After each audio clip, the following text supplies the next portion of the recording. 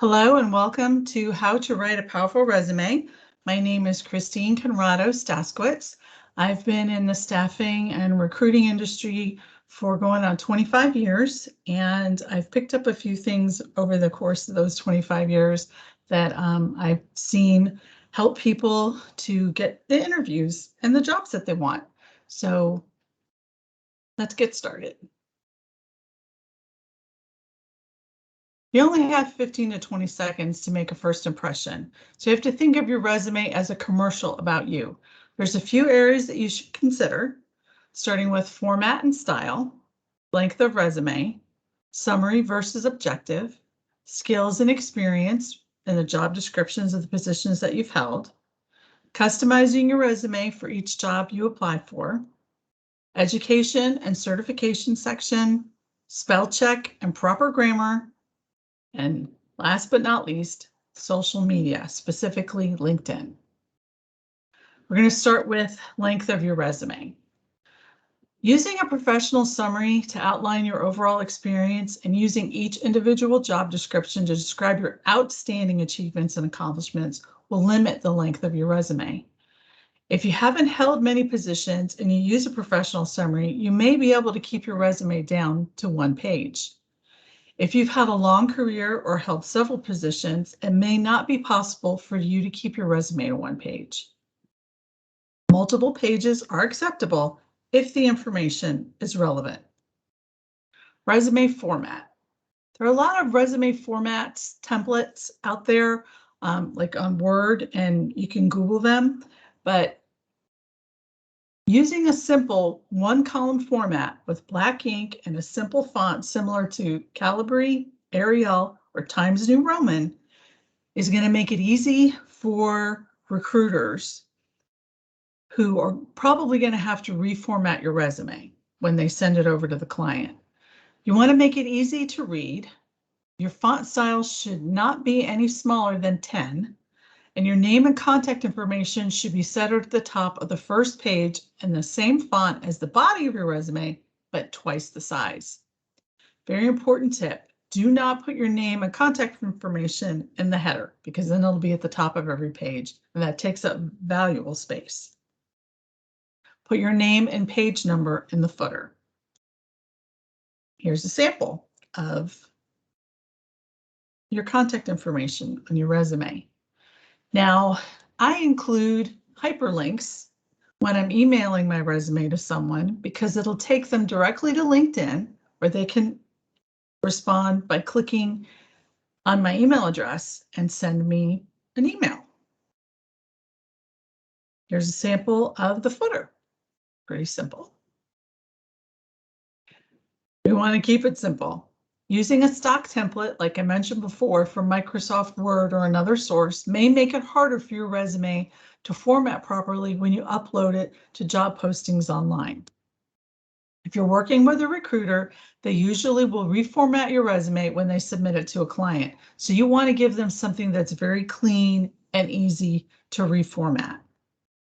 If you use a resume template, it is time-consuming to remove the formatting. Sometimes the entire resume must be cut and pasted in sections before the recruiter can submit it to the client. Time is of the essence. Sometimes there's a deadline. Sometimes if it's posting where they're working with several recruiters, they may limit how many resumes they're going to look at. So time is of the essence. Also, when you are submitting it yourself through a job posting, a lot of times, if there's a lot of interest in the opportunity, they're not going to interview everyone or even read everyone's resume. They only may look at the first 10 or 15 resumes. And if they see 3 or 4 people there that they want to interview, they're not going to look at the rest of them. So you want to get your resume in front of them as soon as possible. Use a single column style, like I mentioned before. 2 or more columns make it difficult to know what to read first. Do I read what's in the margin? Do I read the main column? Don't use narrow margins in your resume. Narrow margins will make the pages look crowded. Now this resume looks pretty good. Bold the header of each section. You can also use a different font color for the headers, but use the same color throughout. Use normal margins. This resume's margins are too narrow. It makes the resume look crowded. Align to the left to give your resume clean lines. Consider a professional summary versus an objective. You only have a few seconds to grab the reader's attention. This is your commercial. Professional summary outlines your skills and experience almost like a commercial. An objective is more about what you are looking for versus what an employer is looking for in a resume. So you want to make them feel like they have to talk to you. So if you include relevant information in your professional summary and throughout your resume, they're going to say, I need to talk to this person. There's some more things that you should do with your resume. Stay consistent in your spacing throughout your resume. Single space within sections and double space between sections to make your resume look clean and organized. Use the professional summary section to condense your overall skills and experience. I can't say this enough. This is probably one of the most important, if not the most important section of your resume. Use bullet points to organize information about your skills and experience. It's easier to scan a resume with bullet points than in a paragraph form. I can look at the bullets and see that each one is a new item. So I can read just the first few words, and then if it's interesting, I can continue on. But with a paragraph, you have to pretty much read the whole thing. And people who are looking at resumes are doing it very quickly. They're using word searches and they're looking at how organized and detailed and correct your resume is as far as, spelling and grammar, as I mentioned before. Using the same format throughout your resume for company name, job title, and dates of employment make it easy for them to see where the beginning of each job is. Point out your proudest accomplishments and achievements at each job. You don't want to get into the generalities there. The generalities is where your professional summary is important. You want to talk about things that you've done that set you apart from your colleagues. Don't include the dates in the education section. They don't need to know when you graduated from college. They just need to know that you did and what kinds of degrees you have. Now, here's some things that you shouldn't do on your resume. Using 2 columns makes a resume look cluttered. You don't know where to look first. Don't get carried away with colors. The multiple colors in the column of the resume on the left make it hard to read. The dark background on the resume on the right make it blurry. Don't include pictures or personal information like marital status, etc. They do that a lot in Europe, but we don't typically see that here in the United States. Don't center your resume or justify your resume between the margins. Watch your spacing. This resume is crowded and hard to read. And it also looks like a menu to me. Make your summary powerful by adding details. Give you a second to read over this summary.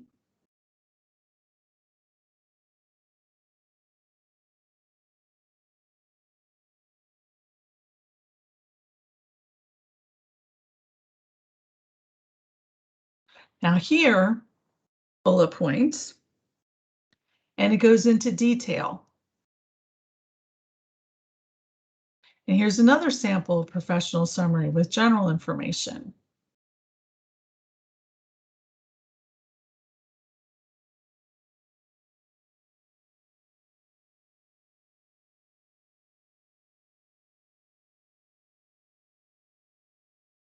And there's a sample with some more specific information that really adds some power.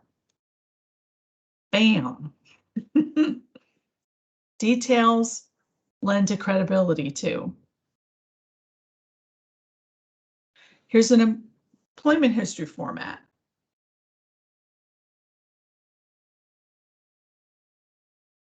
Bolding it on the first line shows you this is a new job. Underlining your job title draws attention to it.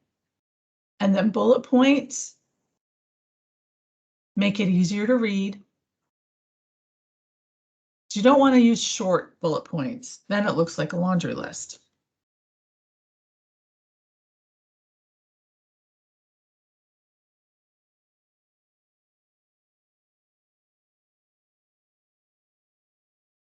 Okay, in your employment history, you need to be consistent using the same spacing, bullets, font size, and style you've been using. Take the best of your skills and experience and summarize them in the job description. Include relevant details, the scale of accomplishments, i.e., managed weekly payroll becomes managed weekly payroll for 1,000 people on 3 shifts in 4 locations with an average of less than 1% errors per payroll, managed wage garnishments, raises, promotions, shift differentials, paperwork, and data entry in a timely manner, reducing retroactive changes, payments, and recuperations to 0. And then manage a team of 6 consultants becomes manage a team of 6 consultants over a 6-month period during a Kronos Dimensions implementation for a 16 hospital system in 3 states with 600 time clocks. We delivered the project on time and $175,000 under budget. You might also want to add under a budget of, let's say it was 2 million. That's a pretty good accomplishment. But if it was a $300,000 budget, oh my God, how did you do that?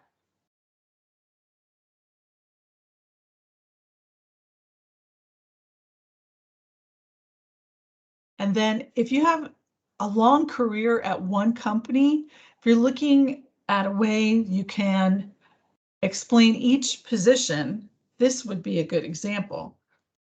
So you start out with the name of the company and the entirety of the time that you worked there.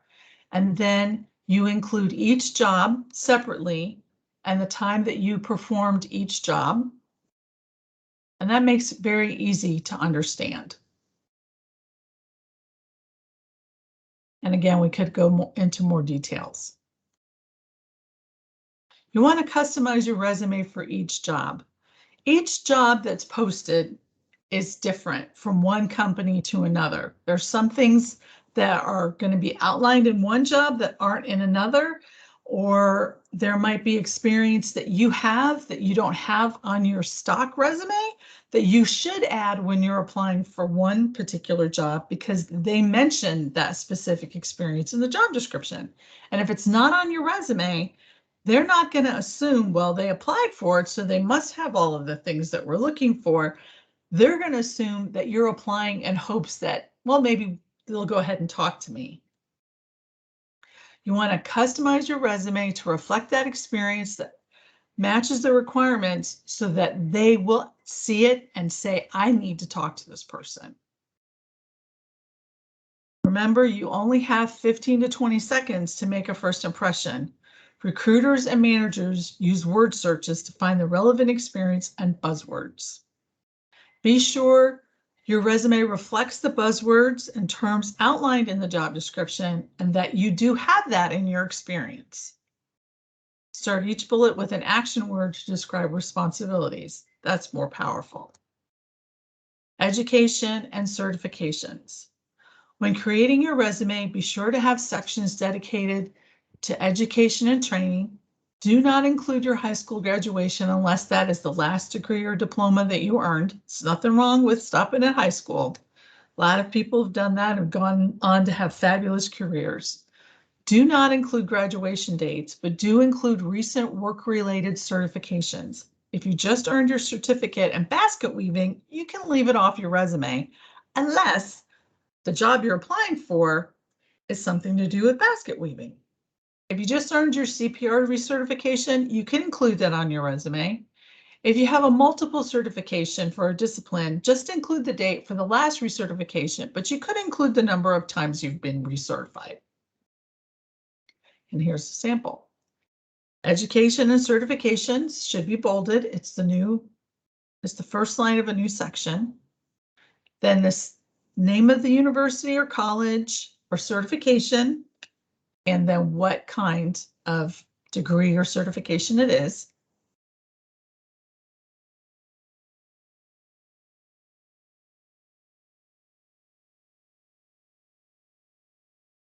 Spell check and proper grammar. It's very easy to use spell check and grammar on your computer.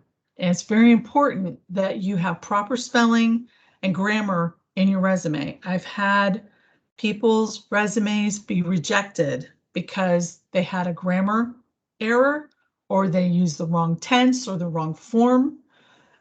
They spelled something wrong, and your recruiter doesn't always catch it. I haven't always caught it. Proofread your resume. Ask someone else to proofread your resume. Don't use acronyms or industry lingo unless it is in the job description. Your resume may be read by someone in HR who doesn't know about the industry lingo or acronyms. Take your time and build your resume over a weekend or a few days, and then reread it several times each time you revise or add to your resume. That's very important. Sometimes I get a resume, someone's changed jobs a couple of times since they updated their resume, and they have tenses that are incorrect, or they have the dates that aren't updated. And like 2 jobs back, it'll say, 2014 to present, and it's not correct anymore. So you really need to pay attention to the details. You've got to remember, you're only going to get one chance to make that first impression, and your resume is the first impression. Social media, LinkedIn. Be sure to keep your LinkedIn profile up to date with information. Your profile on LinkedIn should match your resume. Your job description should match, your job titles should match, the dates should match. Everything should be up to date. That is another commercial that's out there for you, and it's a detail that people take seriously.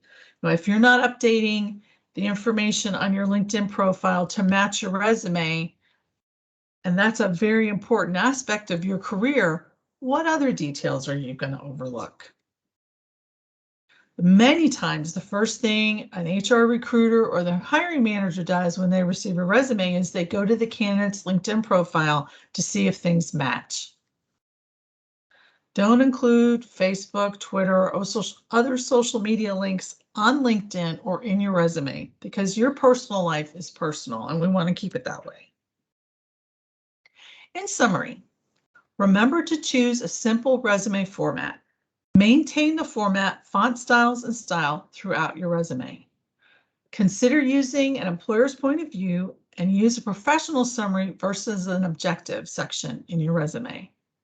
Provide relevant details to give power to your skills and experience. Knowledge is power.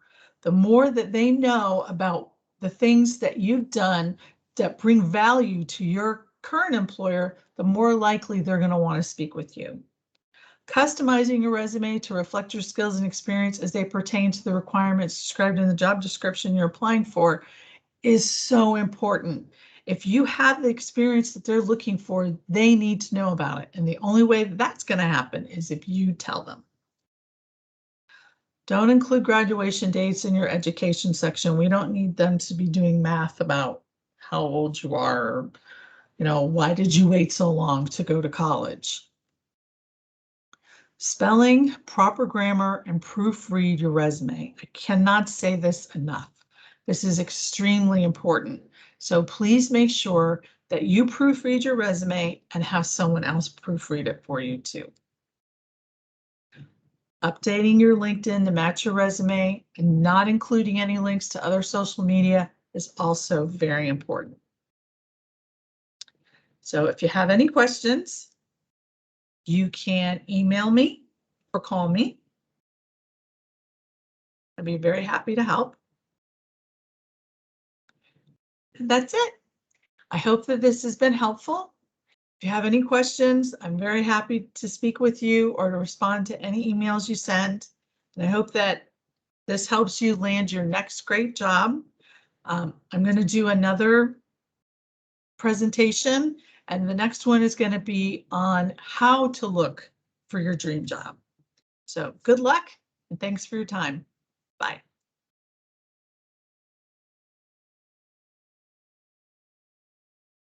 Okay.